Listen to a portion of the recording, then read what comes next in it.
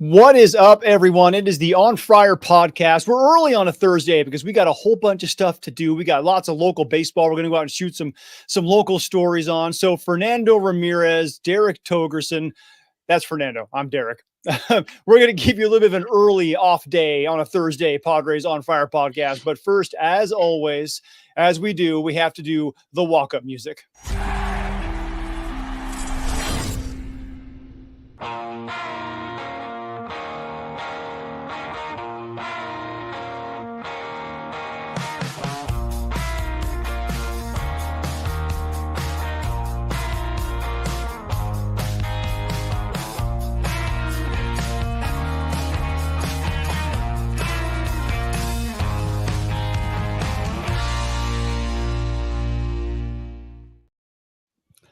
Hey, I like that welcome music. That's pretty cool. How y'all doing? Welcome to the OnFriar Podcast. We're sponsored by OG's, and I know Darnay usually has a long list of stuff of all their specials and all that. Just go get the food, go get the drink, go watch the sports. It's a great place to hang out and do it.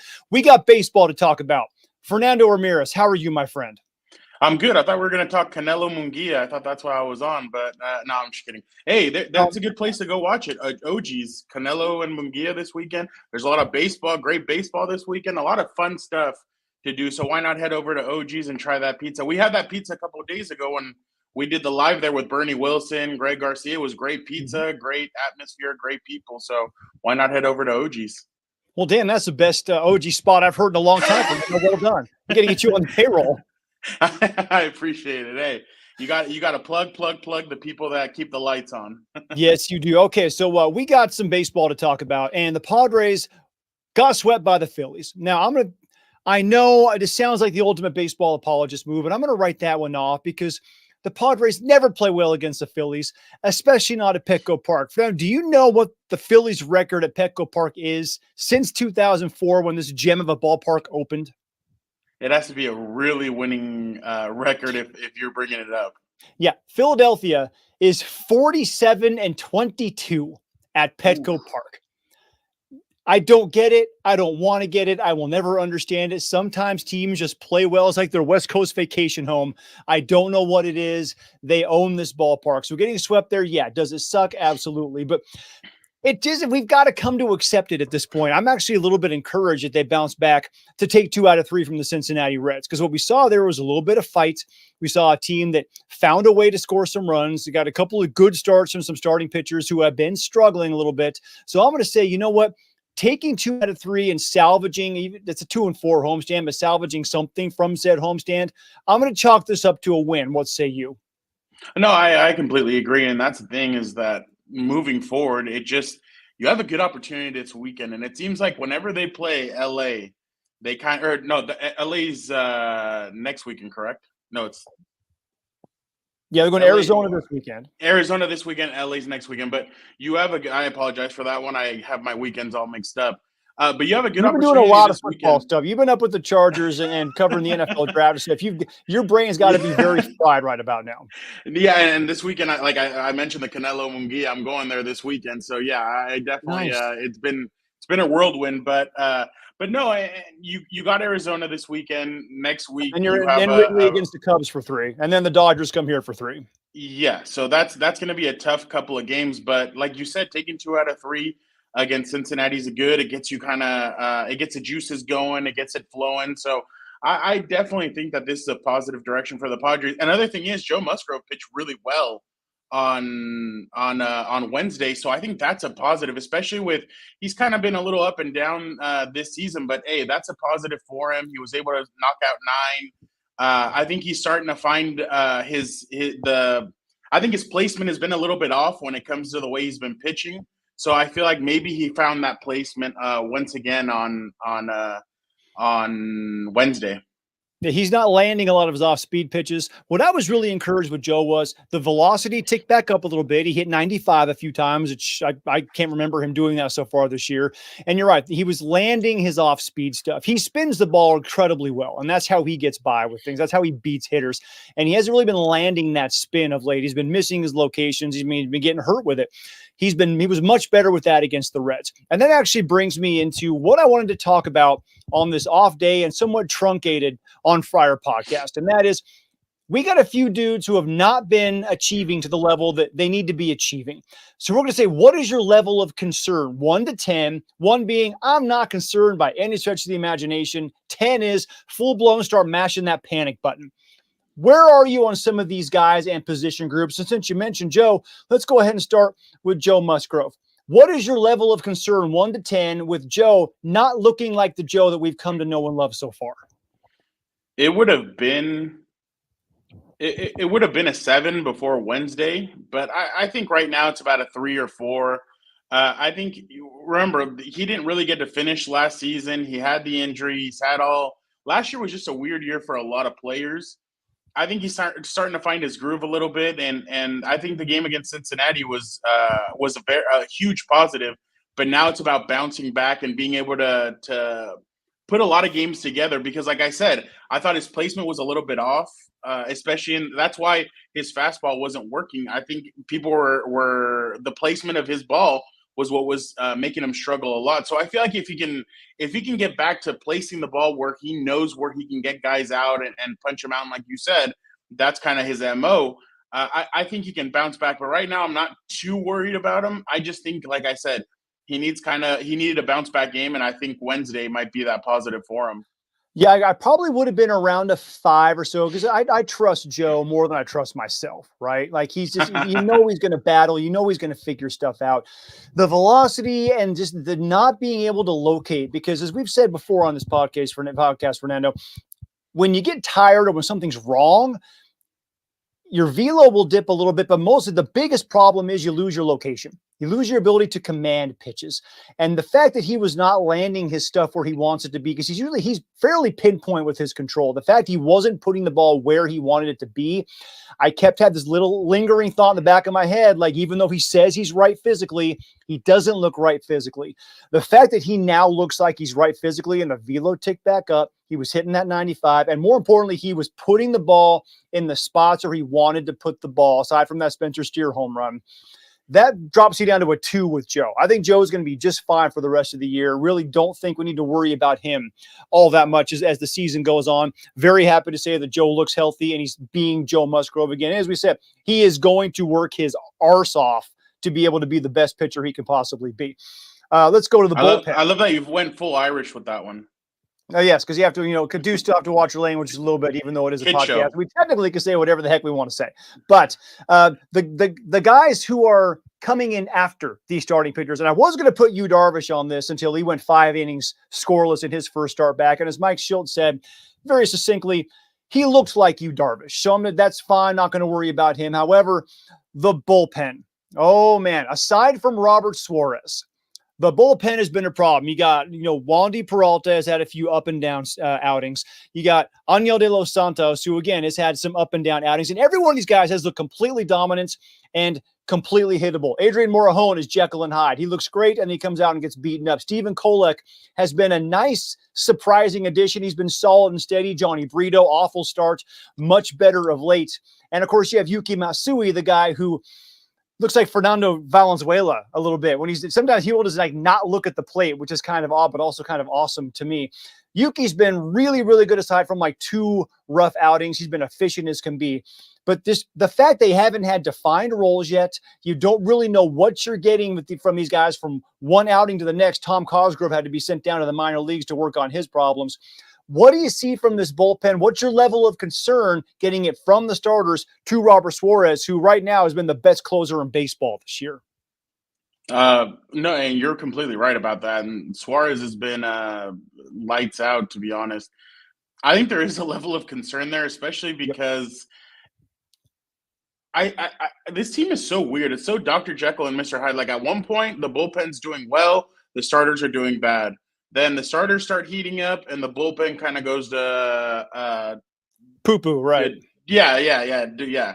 So, but I still feel like AJ Preller is going to have to do something with this bullpen. He's going to have to add an arm, do something. I don't know if we're going to get into him, but Michael King also, he has not looked good. But there is just he needs to do something to mix this up. And like I said, it just feels like this is such a roller coaster team where at times the bullpen's good and the starters are bad. So they need to add something there because this isn't it. And you're going to rely, especially if your pitchers are pitching well, you need the bullpen to hold up. That's been the problem in years past, that the bullpen cannot hold up, and they give up big leads or they give up games because the bullpen can't settle down and get guys out. So I'd be more at like a 7 when it comes to the bullpen, 8 if anything, just because moving forward, that's going to be kind of your bread and butter, especially if your starters start heating up.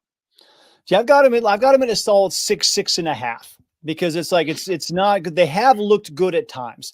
And so I'm going to say eventually these guys will figure out, and this is how much faith I have in Ruben Niebla and Ben Fritz, the bullpen coach, that they'll be able to say, you know what, hey, we're going to get consistently good outings from a lot of these guys.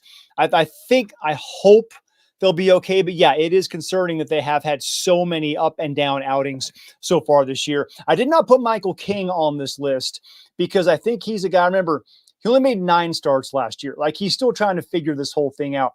He's got 40 strikeouts. That's the same number of strikeouts that Dylan Cease has to lead the Padres team. And Cease is a strikeout machine. The thing that's killed King so far is the walks, 21 walks. I think that's really not who he's been in his career. I think he'll figure out how to harness that. And then it's been the walks and then the home runs. Granted, 5 of those home runs came at Coors Field or whatever it was, where he just got beat up. And that happens to guys at Coors Field, especially if they've never pitched there before. So I'm going to say that I'm not concerned with him because he's shown me enough, the outing in Milwaukee, the outing against San Francisco. Like, he'll be okay. He'll up and down. He'll eventually, like Musgrove, hit a groove and move forward. And that's why, real quick, DT, that's why sometimes stats are misleading, because they're like, oh, he's giving up, like, I think he has 10 home runs. But if you say it like the way you said it, at Coors Light, he had 5 in that outing. So that's why sometimes stats are a little bit misleading, and we can't live or die by them, because, like you said, he's had other games where he has been average to above average. So yeah, I completely agree with you. He'll probably bounce back, but there just has been some shakiness with him. But I mean, that's every player. You've had questions about everybody, and then recently Darvish has done well, Joe Musgrove has done well. So you're like, okay, maybe this could be a turning point. That's how baseball is, though. It just, one game can really get you on a hot streak, or one game can really get you on a cold streak. That's why you kind of you love this sport a little bit more than the other sports, because this is really such an up and down roller coaster, because it is 162 games. It is a long season. It's just how you're able to bounce back from those cold streaks that really changes an outcome of a season. Yeah, and again, I probably should have put this caveat at the very beginning here. Yes, I know we're not even 25% of the way through the season yet. I get that, and I'll be the first person to tell you there's no reason to freak out about a team less than 25% into a season. Remember when the 2003 Marlins changed managers and Jack McKeon came on, they were like 14 games under 500, and they won the World Series because they found the right mix, right? It happens. Okay. So this is more just like on an individual level, like, okay, it's been a 35 game sample size. Like, where are we with the few of these people who maybe this is longer now than a cold streak? This is maybe showing some signs of this might be who they are for the entirety of the season. Speaking of what may simply be a long cold streak, Xander Bogaerts. I love Xander as a guy. I really do. Xander has not played anything close to his ability. Xander Bogaerts right now is hitting 217. He's got a 571 OPS. He's only got 5 extra base hits. He's driven in 11. What's weird is he's only struck out 26 times, and he's walked 12 times. So it's not like he's just a strikeout machine. It is nothing but soft contact. I mean, he's not squaring anything up. I don't understand how a dude who's built like an NFL I love that picture, by the way, who's built like an NFL safety is hitting the ball so consistently softly. So I am right now at a 9 of concern with Xander Bogaerts. He doesn't look good around second base. He looks slow. It looks like his body is falling apart on him. I know I'm being a little bit hyperbolic here, but man, Xander's got me legitimately worried. I'm a straight 9 with him right now. This is a problem. What position do you think Tatis would play in the NFL? My bad. It's random, but you mentioned Tatis, he's like a safety. Oh, Toddy would be a wideout. He'd be a wideout or a DB. Yeah, he's. You know who you remind me of? He would be Julio Jones. Ooh, that's a good call. The twitchiness. Oh yeah, Uh, he'd yeah, he'd it's be Julio. And then with the hair, yeah. oh, he would, yeah, he'd Bill, have with the the hair is NFL. DeAndre Hopkins. Yeah, exactly. Yeah, he'd have the NFL ladies going crazy with that hair, taking off the helmet and everything. But going back to Xander, I think it's a 10. That picture is what emphasizes everything for me. The picture of him with his face in the helmet. I don't think he's felt comfortable. I mean, at the beginning of the season last year, I remember he was kind of on a hot streak. He was doing well. Then all of a sudden, he kind of hit the wall. I can't even call it a roller coaster, DT, if I'm being honest, because there has to be highs. It's been a lot of lows, and I don't know if the position change has kind of messed with his head. But I mean, at the same time, Ha-seong Kim is a better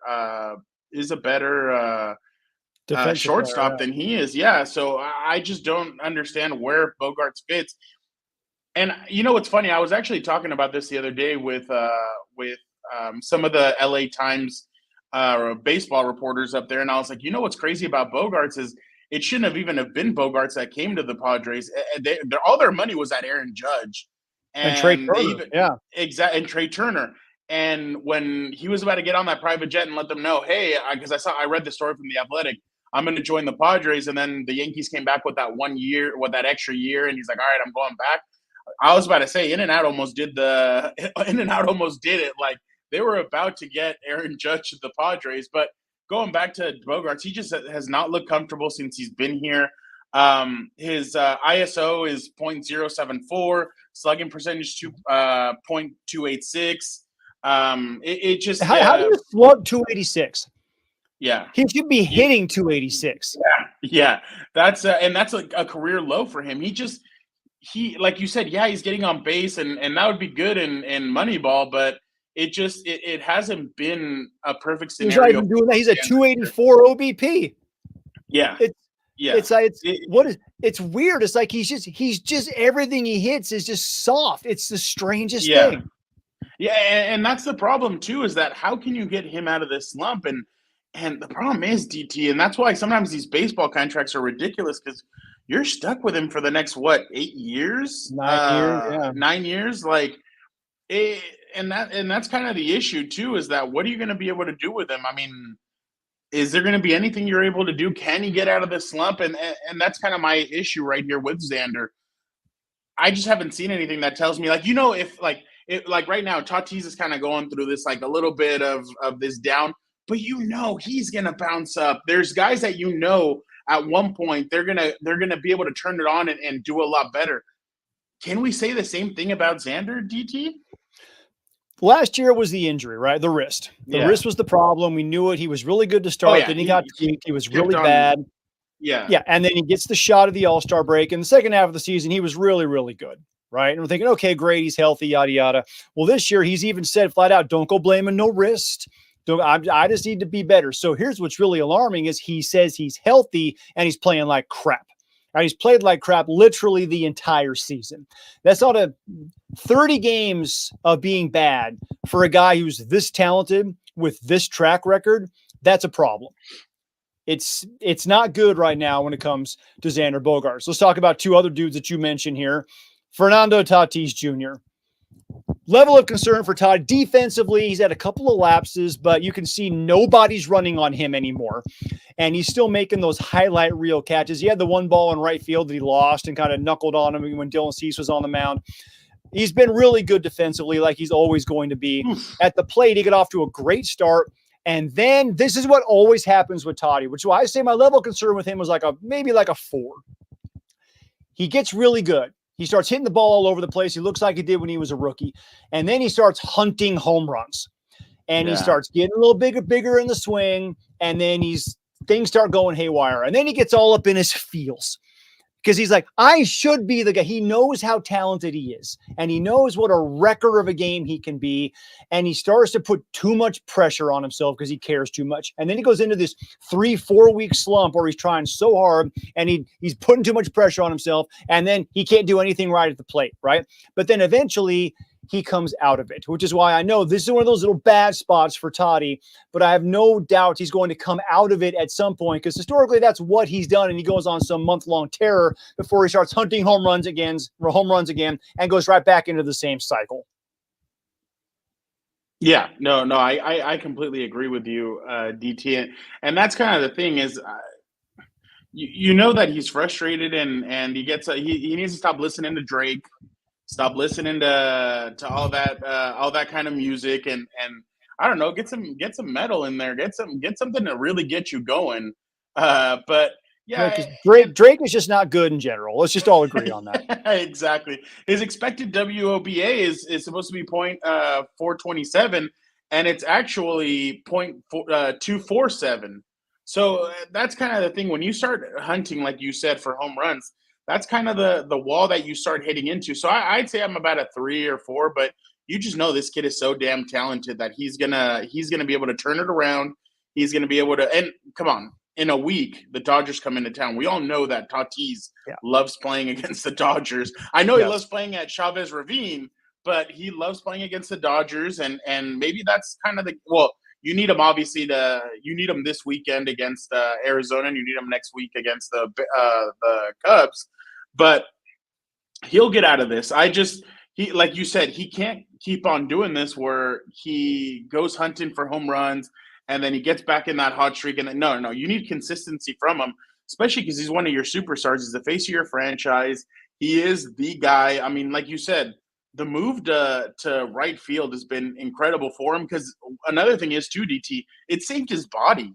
Remember, he was taking a lot of abuse at shortstop. He was making all these circus catches, but then he'd end up on the ground and he'd end up hurt or stuff like that. Here, they're saving his body. He's out in the outfield. So I'd say it's about a 3, but he just needs to stop hunting and just try and get on base. And I know it's not the flashy thing to do. I know that people want to see the home runs and everything, but just figure out your inner Tony Gwynn Jr. Just get on base. Try and hit those. It's not all about the flashy play sometimes. Sometimes you have to – like, and I'll revert this over to like Patrick Mahomes. Patrick Mahomes with Tyreek Hill was a home run hitter. It was all about home runs. Led the league in passing on 20 yard. Led the league in completions on yards 20 or more, passes 20 or more yards down the field. And that's it's great.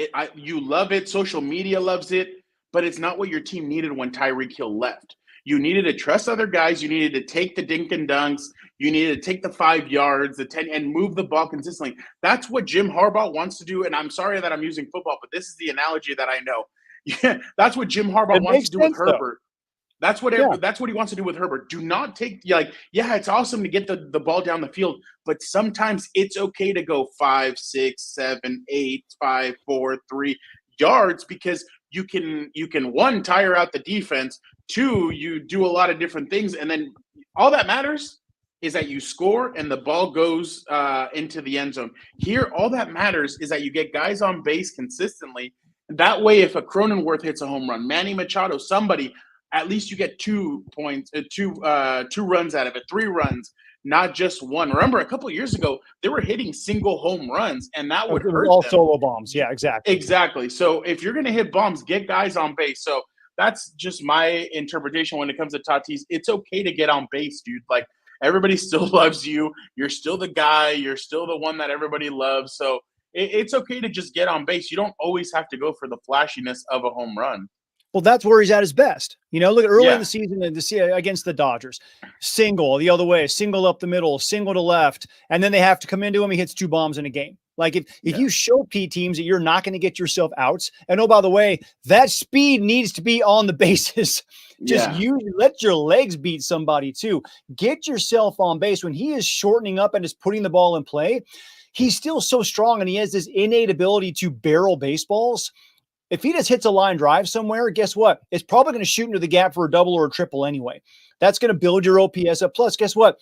You've got dudes behind you in Jake Cronenworth, Manny Machado, who can drive you in. Get on base. Stop trying to hit the ball. We saw it yesterday with Cronenworth. Yeah, exactly. We saw it, and that's exactly a great example. Go back to the Mahomes thing. When he had Tyreek Hill, they were the number one deep passing team in the NFL. When he left last year, they were the number one passing team in underneath passes in the entire NFL because Mahomes adjusted and adapted and figured out how to win again because he's just a different animal. Well, guess what? When you take a walk, get a couple of singles, load the bases, all the pressure is on the pitcher with the bases loaded. Manny Machado showed that with his 3-run double when Mike Schilt brilliantly said, I'm taking a run off the board. I'm going to let Manny Machado hit with the bases loaded. The run matrix goes up. Your expected run score goes up. It puts all the pressure on the pitcher and the defense.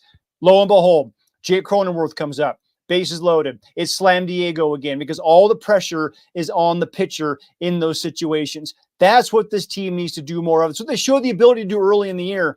They seem to be getting back to that, and that I like a lot. And that's the thing. Can you adapt? Yeah. Can you How about adapt to Ha-seong what Kim? you need?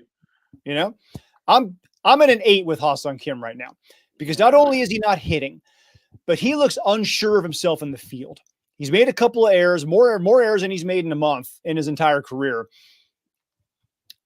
And he just looks like it's weird. Like he's on ground ball, starting a double play ball. It's like he's not quite getting his feet set. It's little things like he's got his glove in a different spot. Like he's not, for some inexplicable reason, he's not the same guy that we saw the first 3 years. It was supreme confidence. I'm attacking baseballs. How many times did we see him his first 3 years come in on a ball and make a play?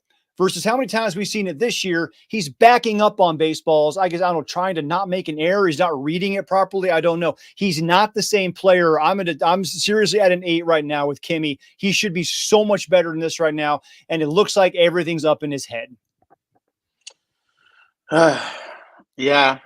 See, this is the thing with him is it that he's in his head or because I don't think he could regress because last year I thought he actually improved a lot when it came he was to great last year. getting on base. Where I really thought it was the turning point for Kim was that playoff series against the Mets. Then they go up against the Dodgers, then the Phillies. I actually thought that he had shown a lot of improvement when it came to hitting. And then last year, you really saw that improvement kind of continue. And now you're wondering, where the heck did all that go? Like, what's going on? Why are you not consistently getting on base? Why are you not hitting well? And the one thing that you could turn to if he wasn't doing so well hitting is be like, oh, okay, well, the defense. Well, now it's the defense as well that's struggling. So you don't even know what to point it at because this is a position that he's been playing. He knows this position. So I don't know if he's just in his own head or do you think it's more he's on his own head or maybe he did regress? What do you think? What would you kind of point at? I think it's the contract year. He's about to be a free agent, and he is putting way too much pressure on himself. It's some guys like Blake Snell play really well when they're in a contract year because they finally start caring. Ha-seong Kim is always cared. He's always tried to get better. He's trying to go from being an all-star caliber guy to being the greatest player in the game in one leap. And it's not possible. He needs to go back to just being the Ha-seong Kim that turned him into one of the most indispensable players on the San Diego Padres roster. So I think he's just trying too hard, man. He's unsure of himself. He doesn't know where he stands. He doesn't know, is this going to be the right thing to do? I don't know. Kimmy, just go out and play your game, man. You're a hell of a ball player. Just go be you. That's all we need you to be. We got one more place to go here. Is it that real quick? Is it that easy or is it hard? Oh, it's incredibly hard. When you start getting into like a month or so into a season and you're starting to develop these habits, it can be hard, man. Sometimes you got to get hit on the head by a 2x4 from me to tell you, stop doing this, get out of whatever it is you're doing, just let it go. Maybe needs a couple days off. Maybe needs to go to Disneyland, just hang out and reset his. I don't know. There you go. I don't know although we're NBC. So you got to go to Universal Studios. He's got to go and hang out, hop on Harry Potter, do whatever you need to do to get out of your own dome and figure out that you're a great baseball player. Just go out and do what you do. It's Mario World. It's hard. Right. It's go to Mario World. Right. It's collect some coins, beat Bowser. It's very difficult to do that because baseball is such a mental game. It's such a grind. And when you care as much as he does, it's hard to tell yourself you have to take a step back when all you want to do is push, but he needs for his own good to just take a step back. And then finally, about the bench, You got guys like Tyler Wade, Kyle Higashioka, Egi Rosario, Graham Pauley. If Graham Pauley is going to be your everyday DH, this team has a problem. I love Graham. He's going to be good at some point. He's a little bit early right now. What say you about that? The bench right now, I'm at a 7 because I don't see that veteran at bat coming in late, which again, I will say, I know that's what we thought we had last year with Matt Carpenter and Nelson Cruz, and that didn't work out either. But I don't see the true impact guys coming in off of this bench for the Padres this year. That's a little bit concerning to me. I'm at like a 7 with the bench. They've been good at times, but just too many errors, too little production at the plate for me. I'm kind of at a 10. I think ring the alarm. Exactly. I think the DH sometimes has to be one of your, I don't want to say your most powerful hitter, but at one point you had Manny Machado as your DH. Like that's like a bat that you can rely on, and now you don't really have one. I mean, what are you going to be doing? I mean, I guess you can pick and choose by the situation of who's the strongest against what pitcher. Do you have a left-hander or a right-hander? Like, who's the pitcher that you're facing? I guess, but I think here's where you kind of yeah, I guess you can go that route, the matchup route, but I would be heavily concerned with the bench. I don't think it's as strong enough. I think what they need to do is maybe go out and try and bring in, but that's the problem. Who are you going to be able to bring in to kind of have that heavier bat at DH? That's kind of the biggest problem I guess you have, but I think they need to go out and do something because this bench is just not strong. You're only as strong as your bench. You always need that sixth man. That's why in the NBA they have a sixth man of the year award. You always need that kind of extra push, and I just don't know if the Padres have somebody on the bench right now that you can point to and be like, yeah, that could be our guy that could help us take that next level, or when we're in a pinch, we need that person to get us going. I just don't know if the Padres have that, DT. The good news is, Fernando, it is May 2nd, and they're only a game and a half out of the last wild card spot. Yeah. I know it's a joke. 34 games. We have 128 games left. Yes, I know people just stop. I get it. It's a game and a half in a wild card. There's a lot that can be done right now. But I also will say that we're also only 3 months away from the trade deadline. Yeah. So something's going to happen with this club. And if they continue to, kind of stay right around 500, that gives AJ Preller all the reason in the world to go out and add to this ball club. If they start drifting down to 5, 6, 7, 8 games below 500, now you're talking about, okay, now we're not going to improve the team. We're looking toward next year. And we just outlined all the different places this team needs improvements unless some of these question. Heads from behinds and start playing good baseball again. What's your level of concern with AJ Preller? Or where do you think he should be at right now? Because I think he's on one of those where if they don't make the playoffs, I remember Ron Fowler a couple of years ago said heads will roll. Mm-hmm. And with how much money they're paying Bogarts, Tatis, Machado, the Darvish, Joe Musgrove, I feel, and even Suarez, and Suarez is playing really well. I just mean in general, I think heads could roll. And I'm not talking about Shield. I'm talking more about AJ Preller. Yeah, Schulte's been really good. We got to give Schulte an entire year because, as we've said, his teams always 100%. Get better in the second half of the season. You know, he's for some reason, whatever it is, a second half manager. And I'm really, really curious to see if that was a Cardinals thing or if that's a Mike Schulte thing. So I'll have to see if it works with the personnel they have here. And that's I need to kind of withhold judgment on AJ, because if it does pop in the second half, then we're not talking about this or anything that have to do with his job at all. Now, I did also write in the offseason that it's time for him to step down from GM duties. I love him as a talent evaluator. I mean, he rebuilt that farm. He built that farm system in a couple of years. He rebuilt it in an offseason and a half. He and his scouting group are incredible when it comes to identifying talent and getting it in the system. I mean, in possibly unmatched in baseball, aside from maybe the Dodgers, Braves, the teams that are the Orioles right now, teams that are always around and have a ton of young talent. They're right up there on that tier 1 when it comes to talent evaluation. Where AJ has a blind spot is in chemistry and in finding out how personalities and people fit together. Because that's something that we saw last year. It just didn't work, even including between him and the manager. We've seen it a little bit again, in 2021. Even some teams, you need to have a great chemistry, a great clubhouse. You can't just insert talent if it doesn't exactly fit the vibe. We saw that with Juan Soto. Indescribably talented, one of the most talented hitters in the game, never jived with the clubhouse vibe. That's why he's doing so well in New York. He's very corporate. Well, New York and the Yankees are like the most corporate team you're ever going to find. So that's why he fits in that kind of dynamic. It's just how it's expected over there.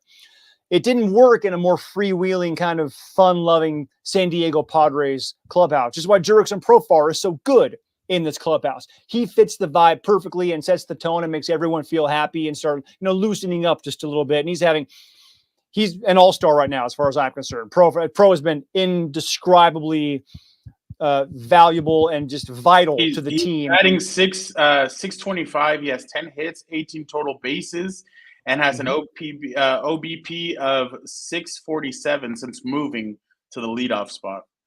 Yeah, so go ahead and leave him there.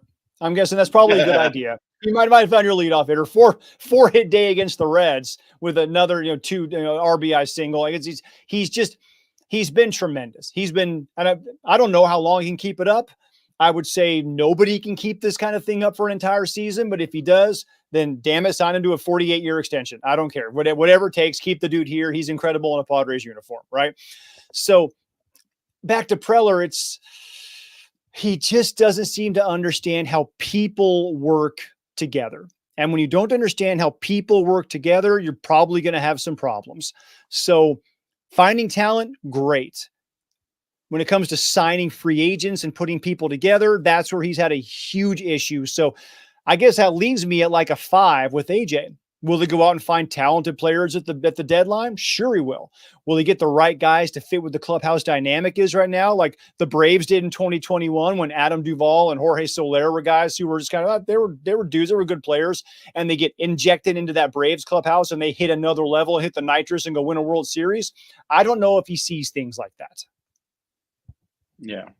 Yeah, no, I completely agree with you. I'm just wondering what's going to happen moving forward, especially with the trade deadline. Like you said, it's 3 months away, but their record is going to be indicative of what's he going to be able to work with. But it starts this weekend in Arizona. I mean, can you get it going? I know Arizona's kind of a hit and miss with these guys, but you go Arizona, then you got Chicago, and then the Dodgers come to town. So I'm one of those people that do believe that stretches matter. So this next week and a half is going to be very indicative of how I think the rest of the year might go for these guys, if I'm being completely honest. The Diamondbacks right now kind of look like the Padres from a year ago. You look at them, they're plus 18 in run differential. Their expected win-loss is 18-14.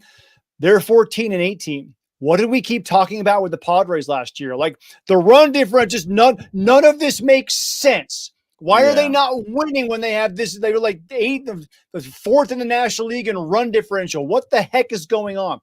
The Diamondbacks guys on base. Yeah, exactly. The Diamondbacks right now are doing the exact same thing. They are 14-18 with a plus 18 run differential, so they should be 18-14. Should be right there vying for first place in the National League West. And oh, by the way, the Dodgers are doing exactly what we thought they'd do. They've suddenly hit a groove. They've won 8 of their last 10. They're being the Dodgers, so we can go and write them off winning the division again. You got to deal with the wild cards. It's interesting that Arizona is now kind of getting a taste of what the Padres did last year. Now, does it last the entire year? Probably not. But we said that about San Diego last year, and lo and behold, it lasted literally the entire season. And some of the mistakes have kind of carried over into this season. But yeah, no, I completely agree with you, DT. These next few games are crucial for these guys, especially when it comes, because we saw the lull towards the end of the season that the locker room was. It was just really quiet. Like opening day this year, there was music blasting. I don't think there's going to be music blasting if these guys kind of go through a rough patch. I think it's going to be a lot quieter and a lot more chilled out, like it was last year, to be honest. Well, this next 9 games are going to be rough, right? I mean, I know this. Yeah. I know the Diamondbacks are, like I say, they're 14-18, whatever. They're the defending National League champions, and Chase Field has always been a tough place for the Padres to play. For whatever it is, division rival, I don't know what it is. They've had trouble going there. The Cubs are 19-12. They are really good. We got a taste of them earlier in the year at Petco Park. Now you got to go to the friendly confines. And then you got the Dodgers coming here for 3. After that, you got 3 at home against Colorado. You'd like to think that it's not going to be the same type of, oh man, here you go, Colorado, Coors Field, it's a nightmare. You better sweep Colorado at home. You beat the bad teams at home. You have to, you must. And then, by the way, you go to Atlanta for 3. The Braves are still, for my money, the best team in baseball. You got to go to Cincinnati, who we just saw has a lot of talented young players and could be a real problem. They could be very dangerous. And then Juan Soto and the Yankees come here for 3. And then finally, you get your first real lull of the season. You got 3 at home against the Marlins, who are terrible, just inexplicably letting Kim Ng go. 3 in Kansas City against the Royals, who have been better, but they're still the Royals. And then 3 in Anaheim against the Angels.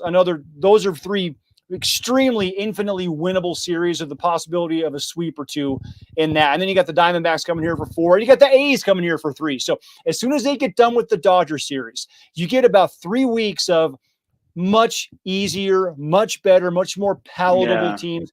That's when I want to see, can they make hay during that? Can you get back over 500 by a few games by beating bad teams? Because that's what this Padres club traditionally doesn't do when they're missing the playoffs, is beat up on bad teams. You got to beat up on bad teams. They're getting a few bad teams coming up on their schedule after this little 9-game stretch. It's going to be very difficult. No, I completely agree, DT. It's crucial, especially like you said, that Yankee series is going to be really interesting to see. That atmosphere, because we all know there's a lot of Yankee fans in San Diego. There's Yankee fans all over. It's like Cowboy fans, Raider fans, like they're all over. So Petco Park, the atmosphere in Petco Park that whole weekend is going to be nuts. So I'm definitely all for it because I think the atmosphere is going to be nuts. But the Dodger series, that series, there's some series that you always circle right before the season starts, and I think those 2 are going to be very crucial. And like you said, the 3 in Atlanta, I think are going to be very telling also of what this Padres team is. They just need to continue fighting. If they can fight and kind of get through these next few games, like you said, there is light at the end of the tunnel if you're able to kind of get through these games without completely deteriorating. Well, yeah, just play 500 ball through these next few series. If you can go 5-4, awesome. That'd be fantastic. Yeah. And then you need to go on a bender of some kind. Every good team at one point in the year or another goes on a nice long winning streak, 7, 8, 9 games. And again, I know they did that in 2021. It didn't work out, but at least it gave them a chance to be in the hunt deeper into September. Every good team has a nice long stretch where they win 9 out of 11, and then they drop a couple and then win 7 out of 10. Like, you consistently long winning streaks or just long winning stretches. Those are what gets you into the postseason. That's what I need to see from this ball club. Hopefully starting now, although I'm not going to say you're going to have a winning record when you're talking about going against the Cubs, Dodgers, and Braves. But once you get through that, you should be able to have a little bit more of an easier stretch. I need to see how they do there, and then we can make some, I think, legitimate determinations about what this team is and what their true potential for this year can be. Yeah, no, I completely agree. And that's the thing, is that right now, like you said, we're not even 25% of the way in. But last year at this point, it was very telling of who the Padres were. The first month and a half of the season was very telling of who that team was the rest of the year. So, like you said, the one positive is Shield is one of those in the past, he's been one of those second half kind of teams that can fix some things and get it going. But like we said, this is going to be, these next couple of weeks are going to be very telling, and I'm definitely excited to see what kind of fight this team has in them, and are they a different team than last year? Are they going to show that grit? Are they not going to throw each other under the bus with anonymous sourcing and all this stuff? Are they going to be that connected team that everybody believes that they are? Or is it just going to be business as usual, the same stuff from last year, and you're just going to blame each other when the responsibility falls on every single person in that front office, every single every single player, and the manager and his staff? So it's, like I said, it's going to be very telling to see what these guys are, because all that crap last year, it all has to get moved to the side. It's all done. This is a new season. Be a different Padres squad, but also try and fight and get yourselves to that finish line, because it's not going to be easy by any stretch. But this is where you prove if you're the team that everybody thinks that you are, or are you just business as usual and you're just going to make excuses and deteriorate like you have in the past? I mean, this is where you show really what kind of grit this team is going to have. Let's give a quick shout out before we get out of here, because I'm going to go over and talk to the USD baseball team today. Boom. They have won 8 out of 9. They have jumped to first place in the West Coast Conference. They have turned themselves into one of the best teams on the West Coast. Top 25 in team ERA this year, which is certainly saying something. So congrats to the Toreros, as they have like 7 games left in the regular season. And after that, going to talk to Point Loma Nazarene University's baseball team. They have won their 3rd consecutive outright Pac West Conference championship. They're ranked 4th in the country.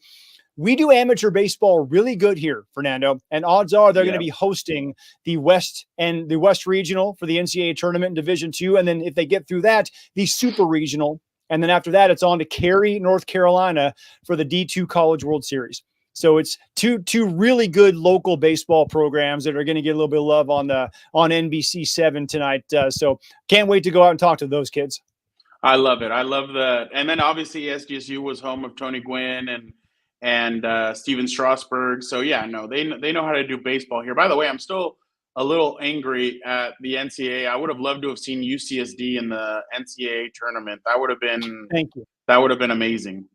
You let all these like lower tier schools in. Why not let in UCSD and let's see what they got? But that's a conversation for a different day. But yeah, no, there's definitely a lot of excitement around the mound all over San Diego. So yeah, congratulations to Point Loma, congratulations to USD, and I can't wait to see what you come up with later tonight. Oh yeah, the Tritons I didn't even mention, because I mean they should be able to play in the Big West Conference tournament. They took a series from UC Irvine, who was the 9th ranked team in the country. They have another series coming up against UC Santa Barbara. They have a very good chance to win that series. The Gaucho is ranked 25th in the country. Big West baseball is really good. And the Tritons, with like 2 weeks left in the season, are still in a position to win a 2nd consecutive Big West Conference title. And this is the 4th year of their transition period. The indescribably stupid rule from the NCAA says if you go from D1 or D2 to D1, you're not eligible for postseason tournaments for 4 years. And by the way, screw the Big West Conference, because they could allow UCSD into the Big West Conference, but they're saying, nope, we're going to follow what the NCAA says and say no postseason for them either. I think they're just scared that they'd have a team that can't play in the postseason be the team that would represent the conference in the postseason. They truly are that good. Eric Newman's built a heck of a program over there in La Jolla. So yeah, we do amateur baseball really, really well here, Fernando. So congratulations to all of those programs. And we can't wait until next year when we can have multiple in the NCAA tournament, because I have a pretty good idea that's going to happen. Yeah, no, I completely agree. And shout out again to OG's Pizza for sponsoring these 47 minutes of greatness from Derek Togerson. And I guess I'll throw myself in there. Yeah, you bring the greatness, Fernando. That is your middle name should be greatness. All right, so what are you doing with Canelo now? You going to the fight? Yeah. So I don't know if you saw, but Canelo and Oscar De La Hoya have beef from the past, and because wait, are you allowed to say that Canelo has beef? Is that okay? So Oscar De La Hoya brought that up yesterday at the press conference. He said Canelo failed 2 drug tests, and now he's coming after me. And Canelo stood up and he said after, I would have effed him up if it wasn't for security stopping us. And I'm like, whoa. I'm like, but Canelo's right. He just took Oscar De La Hoya just took away what the spotlight should be on Jaime Munguia, the kid out of Tijuana. He's a boxer out of Tijuana. He's born and raised here. He took all the shine away from that kid and basically threw it on himself and Canelo for their beef in the past and everything. So I didn't like that aspect, but I mean, the heatedness between both of them is actually pretty funny. To see that these grown men, these freaking cavemen, are behaving like children. So it's actually pretty funny to see. But yeah, I'll be there at the fight this weekend, and it should be an interesting matchup between Munguia and Canelo's Father Time is starting to kind of knock on his door a little bit. So it's going to be interesting to see if this young kid out of Tijuana can take it to Canelo, because everybody's asking him, who are you going to fight next? Hey, don't overlook this kid. This kid has some talent. So it's going to be really interesting to see what happens in Vegas. Yeah, by the way, congratulations, Canelo, for threatening to beat up a 51-year-old. That's well done. Yeah, I you like got Canelo. you I got, like watching. I've been to his training yeah. sessions. Like I like the way He's he fun. fights. Yeah. He's fun. I think, for the most part, good for the sport. But Yeah. I wonder if the Golden Boy was trying to maybe take some of the pressure off of the young kid. That's another thing too. Yeah, that could be, because it's you get into those press conferences, man. You can start getting your adrenaline start cranking. You do something stupid. We've seen it time and time again at these weigh-ins or these press conferences. I don't know. Whatever it may be. I don't know if Canelo's trying to bait him to come out of retirement like Jake Paul got Mike Tyson to do, but I don't think Oscar Jake De La Paul Hoya wants is going no to part jump. of Mike Tyson. I know. That's what I'm saying. Like, that's why they needed the 14-inch gloves to because he knows that if it's not pillows hitting him, if it's Mike Tyson with 8-ounce gloves, he's going to he'll knock him out at 58 years old. I truly believe it. So, but yeah, I definitely I think that may be one of the strategies, kind of take the pressure off the kid and maybe throw it upon himself. But I think Munguia might be able to do some damage to Canelo for sure. I mean, the kid's young and everything, but sometimes youth experience sometimes beats youth. But I still wouldn't count out. Jaime Munguia. Remember when Tyson and Roy Jones Jr. went at it a couple years ago? During COVID, and they had Snoop Dogg announcing. Exactly. In that exhibition, Roy Jones Jr. came out afterwards and said, "I had no idea this dude in his 50s was this fast." And Mike's still he's not what he was, but if he catches this kid, this YouTuber, with one shot, this guy has never been hit like this. I've been to Mike Tyson's training sessions. All right. I've never heard a heavy bag make a sound the way that Mike Tyson's heavy bag, even not Canelo, not Floyd Mayweather, not Andy Ruiz. Yeah, not even Evander Holyfield. I've never heard a bag sound like it's crying for mercy the way that Mike Tyson makes a heavy bag sound. It's and he's crazy. Incredible. He's crazy. Like, and he's why insane. Would you want to get in the ring with crazy? I don't know, because you got to be crazy yourself. And this little YouTube guy is going to find out very quickly. Yeah, hey, you might be strong. You might think you're fast. You might fancy yourself a fighter. You maybe even have beaten some decent guys. You're stepping up in weight class here when you're talking about even Mike at the age of almost 60. Dude. Yeah, no, I would never mess with Mike Tyson. Mike Tyson could be 80 and I still wouldn't mess with him. Like, the dude's a killer. I mean, I wouldn't want to mess with him. But yeah, that's what I'll be doing this weekend. So it's gonna be fun. I was at the Ryan Garcia, Devin Haney, a couple of weeks before that, UFC 300. So it's been an interesting couple of weeks. And then Conor McGregor steps back into the octagon in a couple of weeks. Should be going to that. So yeah, it's been a lot of combat sports lately, but this is the summer of combat sports. I think there's a lot of really good boxing cards. There's a lot of good UFC out there. So people need to check this stuff out. I mean, they're really producing some good stuff out there. I know that people have been kind of criticizing the boxing for a long time, but hey, they're giving you some good fights as of late. So I'm all for it. Is McGregor fighting Jake Gyllenhaal? No, I wish. Did you watch that movie? I have not seen it. No. Oh, okay.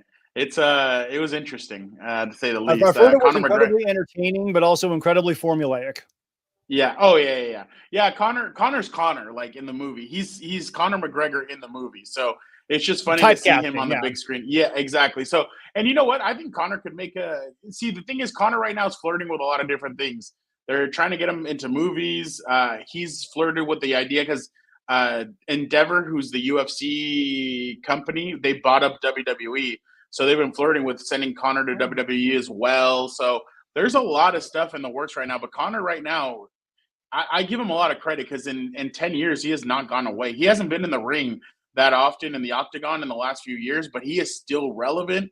People love him. People love when he gets on the mic. So, and like my podcast partner, Gilbert Manzano, he said, you've never been to a Conor fight week. Like that week is insane. And I'm like, dang, okay. So I'm definitely excited for that week leading up to that fight. Cause I think that's going to be exciting stuff right there to see what a Conor buildup is truly like.